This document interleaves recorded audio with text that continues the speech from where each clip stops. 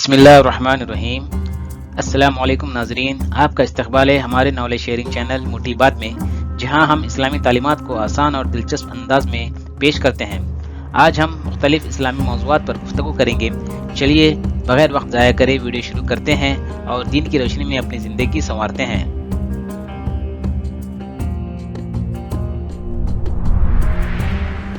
آج کا سوال، حضرت موسیٰ علیہ السلام کے بھائی کون تھے؟ آپ اپنا جواب کمنٹ کر کے بتا سکتے ہیں۔ جواب اسی ویڈیو میں موجود ہے، ویڈیو کو بنا اسکپ کرے پورا دیکھیں۔ جواب ویڈیو کے آخر میں دیا جائے گا۔ آئیے آج اسلامی تاریخ میں حضرت موسیٰ علیہ السلام کی زندگی پر مزید روشنی ڈالتے ہیں اور بنی اسرائیل کے حالات کو قریب سے جانتے ہیں۔ نبوت کے بعد فرعون سے مقابلہ۔ بنی اسرائیل صدیوں سے مصر میں فرعون کے ظلم و ستم کا شکار تھے۔ پھر اللہ تبارک و تعالیٰ نے حضرت موسیٰ علیہ السلام کو فرعون کے ظلم و ستم کے خلاف کھڑے ہونے کا حکم دیا۔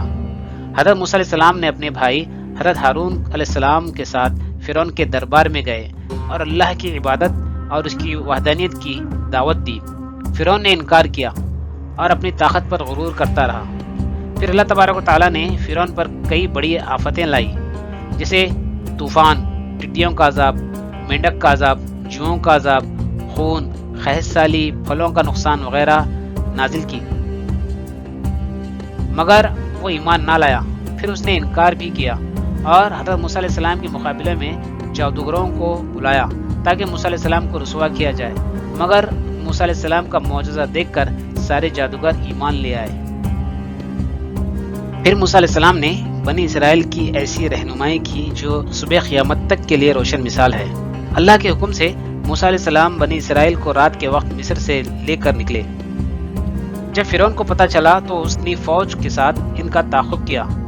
بنی اسرائیل گھبرا گئے، مگر موسیٰ علیہ السلام نے اللہ پر بھروسہ کیا۔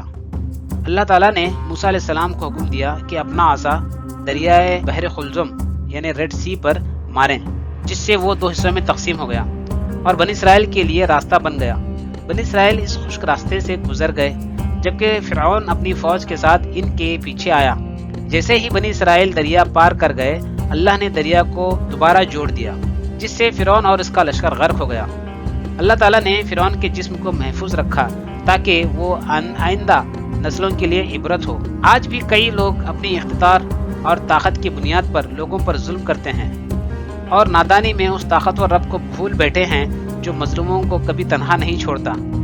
جب بھی ظلم بڑھے گا، اس وقت اللہ تعالیٰ ایک موسیٰ کو ضرور پیدا کرے گا جو ظالموں کو عبرت کا نشانہ بنائے گا۔ فرعون سے نجات کے بعد بنی اسرائیل کو صحرائے سینا میں منہ سلوا دیا گیا اور ان کی رہنمائی کے لیے اللہ تبارک و تعالیٰ نے توریت نازل فرمائی۔ بنی اسرائیل نے بارہا ناشکری کی اور سرکشی کا مظاہرہ کیا۔ سامری نے ایک بچڑا بنا کر اسے پوچھنے کی کوشش کی، جس پر حضرت موسیٰ علیہ السلام سخت ناراض ہوئے۔ اللہ تبارک و تعالیٰ نے انہیں مختلف آزمائشوں میں مبتلا کیا تاکہ وہ راہ راست پر آئیں، لیکن وہ قوم اپنی سرکشی پر قائم رہی۔ اور آخر میں حضرت موسیٰ علیہ السلام اور حضرت خضر علیہ السلام کو عظیم واقعے پر روشنی ڈالتے ہیں جو سورہ کہف آیت نمبر 60 سے 82 میں ذکر کیا گیا ہے، جہاں حضرت موسیٰ علیہ السلام نے اللہ تبارک و تعالیٰ سے ایک ایسے شخص سے ملاقات کی خواہش کی جس کے پاس خاص علم ہو۔ اللہ نے انہیں حضرت خضر علیہ السلام کے پاس بھیجا جو اللہ کے دیے ہوئے علم کے مطابق فیصلے کرتے تھے۔ حضرت خضر علیہ السلام نے 3 خاص واقعات میں حضرت موسیٰ علیہ السلام کو آزمائش میں ڈالا جنہیں وہ سمجھ نہ سکے۔ اس سفر میں حضرت موسیٰ علیہ السلام نے صبر کا مظاہرہ نہ کیا، مگر انہیں یہ سکھایا گیا کہ اللہ کی حکمت ہر چیز پر غالب ہوتی ہے۔ آئیے اسلامی تعلیمات میں آج شوہر اور بیوی کے حقوق کے بارے میں معلومات حاصل کرتے ہیں۔ اسلام میں میاں بیوی کے رشتے کو محبت، رحمت اور سکون کا ذریعہ قرار دیا گیا ہے، حتیٰ کہ قرآن مجید میں میاں بیوی کو ایک دوسرے کا لباس کہا گیا ہے، اور یہ واحد ایسا رشتہ ہے جو انسان کے وجود کے بعد سب سے پہلے اس کائنات میں بنایا گیا، اور یہی وہ رشتہ کل جنت میں قائم رہے گا۔ قرآن اور حدیث کی روشنی میں دونوں یعنی میاں بیوی کے حقوق اور ذمہ داریوں کو واضح طور پر بیان کیا گیا ہے۔ اگر ان تعلیمات پر عمل کیا جائے تو ازواجی زندگی خوشحال اور پرسکون بن سکتی ہے۔ بیوی کے حقوق یعنی شوہر کی ذمہ داریاں۔ قرآن کریم میں اللہ تبارک و تعالیٰ فرماتا ہے، اور ان کے ساتھ یعنی اپنی بیویوں کے ساتھ بھلے طریقے سے زندگی بسر کیا کرو۔ سورہ نساء آیت نمبر 19۔ اس آیت سے ہمیں یہ حکم ملتا ہے کہ اپنی بیوی کے ساتھ سختی سے نہیں بلکہ نرمی، صبر اور محبت سے پیش آنا چاہیے۔ اسی لیے نبی کریم صلی اللہ علیہ وسلم نے ارشاد فرمایا، تم میں سب سے بہترین وہ ہے جو اپنی بیوی کے لیے سب سے بہتر ہو۔ ترمذی شریف۔ شوہر کو چاہیے کہ بیوی کے ساتھ محبت اور عزت سے پیش آئیں، اور ساتھ ہی یہ بھی فرمایا کہ شوہر پر لازم ہے کہ وہ بیوی کی ضروریات کا پوری طرح سے خیال رکھے، جیسے کھانا، لباس اور رہائش کا بندوبست کریں۔ نبی کریم صلی اللہ علیہ وسلم نے فرمایا، تم پر ان بیویوں کا حق یہ ہے کہ تم ان سے اچھے طریقے سے کھلاؤ اور پلاؤ۔ مسلم شریف۔ شوہر کے حقوق یعنی بیوی کی ذمہ داریاں۔ قرآن کریم جہاں شوہر کے ذمہ داریوں کو واضح طور پہ بتایا ہے، وہیں بیوی کی صفات کو کچھ یوں ذکر کیا ہے کہ نیک بیویاں فرما بردار ہوتی ہیں اور وہ رازوں کی حفاظت کرتی ہیں۔ سورہ نساء آیت نمبر 34۔ اس لیے امت کی بیٹیوں کو چاہیے کہ وہ اپنے شوہر کی اطاعت میں رہیں اور ہمیشہ اس کے مال کی اور اپنی عصمت کی حفاظت کریں۔ نبی کریم صلی اللہ علیہ وسلم نے ارشاد فرمایا، جب عورت 5 وقت کی نماز پڑھے، رمضان کے روزے رکھیں اور اپنی عصمت کی حفاظت کریں اور شوہر کی فرما برداری کرے تو وہ جنت میں داخل ہوگی۔ اور اخلاقی پہلو یہ بھی ہے کہ شوہر کے والدین کے ساتھ حسن سلوک ازواج زندگی کو مستحکم بناتا ہے۔ بیوی پر لازمی ہے کہ وہ گھر کے معاملات سنبھال لے اور شوہر کے مال کی حفاظت کرے۔ ان صفات اور اخلاقیات سے شوہر کا گھر مثالی گھر بن جاتا ہے۔ قرآن نالج میں آج ہم خصوصی معلومات حاصل کریں گے کہ قرآن مجید کی 5 ایسی صورتیں ہیں جن کے نام جانوروں پر ہیں۔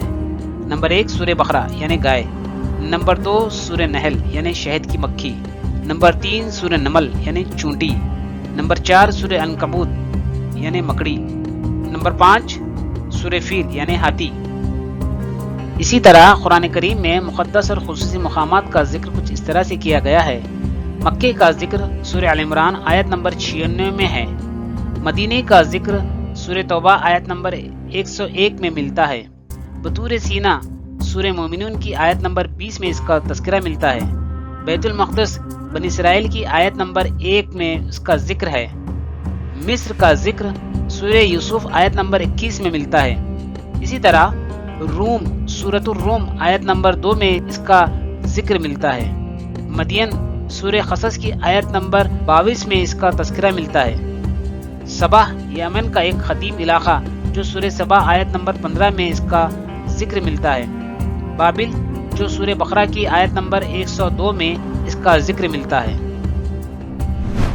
آج ہم ٹپس میں روزے کی تھکان کو دور کرنے کے لیے طاقتور شربت تربوز بنانے کا طریقہ جانیں گے۔